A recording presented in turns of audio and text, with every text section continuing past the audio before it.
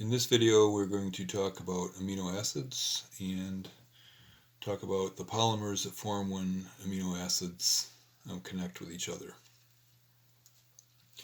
So what I have drawn here is an alpha amino acid, the basic building blocks of proteins. So here is the carboxylic acid. The neighboring carbon right here is the alpha one, and it has an amino group on it. So this is an alpha amino acid. Then the amino acids are distinguished from each other by whatever the alkyl group is, that whatever the substituent is that's hanging off of the alpha carbon here. So if we have the amino group as the nucleophile and the carboxylic acid as an electrophile, then these amino acids can react with each other. We have quite a collection of essential amino acids, and we're just going to mention a couple of them. We're going to say that if R is equal to hydrogen there, so it's just a CH2 methylene group on the alpha carbon there, then it is going to be called glycine. And if the R group is a methyl group, then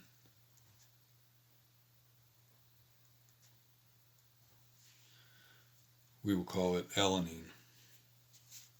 So if we have two of these amino acids that are next to each other, they can react with each other and form a dipeptide. So let's draw a glycine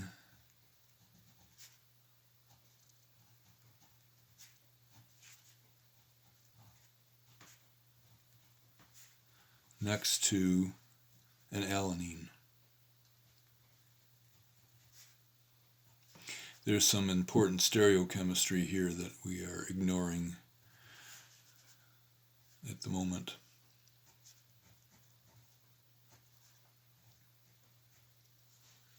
So if these react with each other, the nucleophile is reacting with the electrophile, we lose a molecule of water, and we join them together.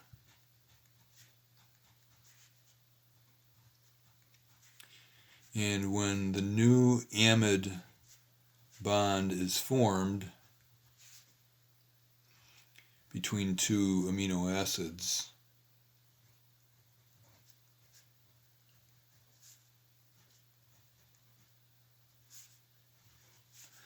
this amide bond is referred to as a peptide bond.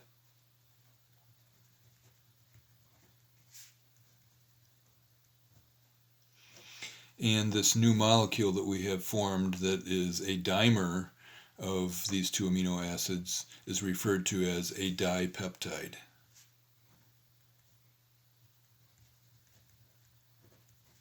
So if we had three of them together, that would be a tripeptide. We had many of them together, it would be a polypeptide, it would be a polymer. And so proteins are just polypeptides, they are polymers of amino acids. So this particular one, we have glycine that is connected to alanine. Now if you think about it, there's two different ways that glycine and alanine can be connected to each other. If the amino group of the alanine is bonding to the carboxyl group of the glycine, then we have this gly-ala dipeptide. What happens if we switch positions and the first amino acid is the alanine,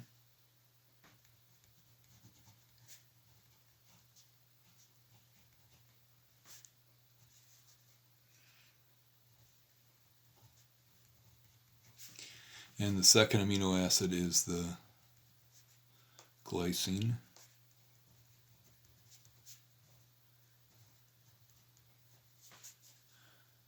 Remove our molecule of water, and we have produced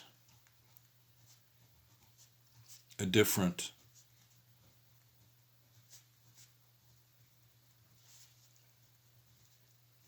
dipeptide.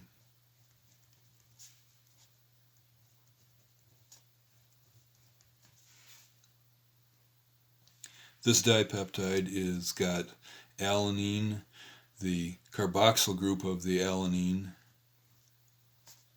is bonding to the amino group of the glycine. So we have two different dipeptides here, alagly and gly-ala. And so then if we have an extended, a longer chain, then we have even more possibilities.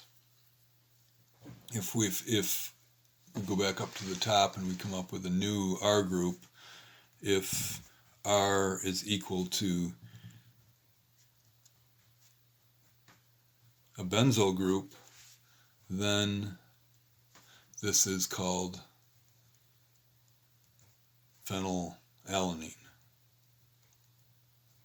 So it's like it's got the one carbon with a phenyl on it. So this is phenylalanine there. And so if we were going to say we're going to make tripeptides that are containing glycine, alanine, and phenylalanine, how many different tripeptides could you form? You could have glycine be the first amino acid, then alanine, then phenylalanine. You could switch the positions of the second two. You could have alanine be the first one in two different possibilities. You could have phenylalanine be the first one.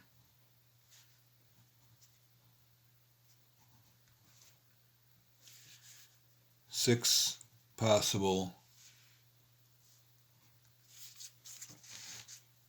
tripeptides.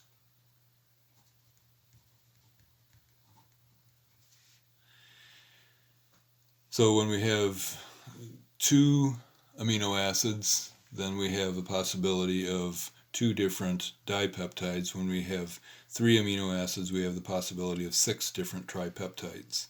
And you can see very quickly how this number increases, the number of different possibilities. So with dipeptides, we had 2 times 1, which is 2. With tripeptides, we had 3 times 2 times 1, which is 6.